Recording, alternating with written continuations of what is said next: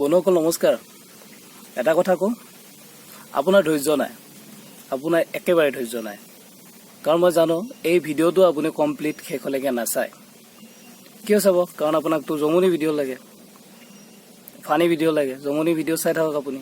এদিন যেতিয়া আপোনাৰ জীৱনটো জমনি হৈ যাব, বাকীবিলাকহে আপোনাৰ মজা ল'ব। বন্ধুসকল, মই কোৱা নাই যে আপুনি জমনি ভিডিঅ' নাচাওক, ডেফিনেটলি চাওক, কিন্তু জীৱনত অলপমান চিৰিয়াছনেছো লাগে। গতিকে কেতিয়াবা অলপ চিৰিয়াছো হ'ব, অলপ ধৈৰ্য ধৰিব।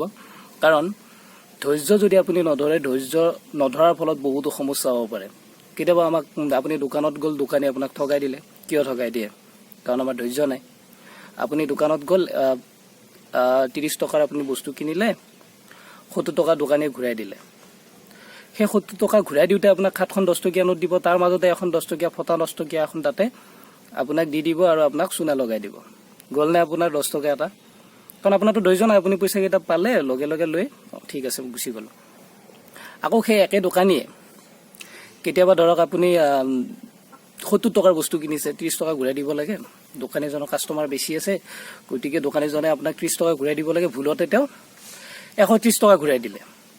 আপুনি আৰু লগে লগে পায়, বাপৰে 130 টকা দি দিলে। আপুনি 1 ছেকেণ্ডো তাতে নৰখে, লগে লগে আপুনি তাৰ পৰা উঠাও। কিন্তু সেই সময়ত আপুনি দোকানীজনক ঠগাই দিলে। এনে আপুনি যেতিয়া ফেচবুকটো খুচৰিব,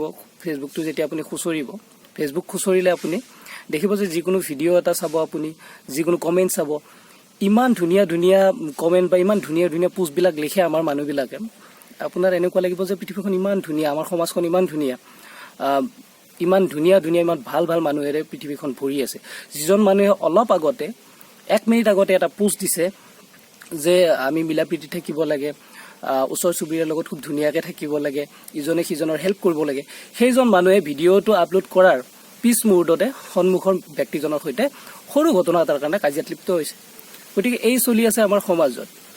ধৈৰ্য কাৰো নাই। এনে আমি ছ'চিয়েল প্লেটফৰ্মত সকলোৱে নিজকে ভালে দেখুৱাওঁ, সকলোৱে ভাল, সকলোৱে মহান, সকলোৱে ভাল ভাল কথা চিন্তা কৰোঁ। বাকী মানুহখিনিহে মুঠ বাদ দি বাকীখিনি মানুহে বেয়া। গতিকে তেনেকুৱা চিন্তাধাৰা থাকিলে নহ'ব, সেইটো আমি হাতে কামেও দেখুৱাব লাগিব। গতিকে এনেকুৱা সমস্যা আছে বন্ধুসকল। যি নহওক, ধৈৰ্য কিয় ধৰিব লাগে, মই আৰু দুটামান কথা কৈ আছোঁ। ধৈৰ্য নধৰাৰ ফলত কি হয় চাব, মই আপোনালোকক এটা উদাহৰণ দিওঁ। কেইদিনমান আগত আমাৰ ওচৰৰে এগৰাকী ব্যক্তিয়ে তেওঁৰ বাচ্ছাটোৰ ওপৰত হঠাৎ কিবা এটা কথাত খং উঠি গ'ল। খং উঠাৰ লগে লগে ইমিডিয়েটলি একশ্যনৰ ৰিয়েকশ্যন পুৰা মাৰি দিলে চাপাত।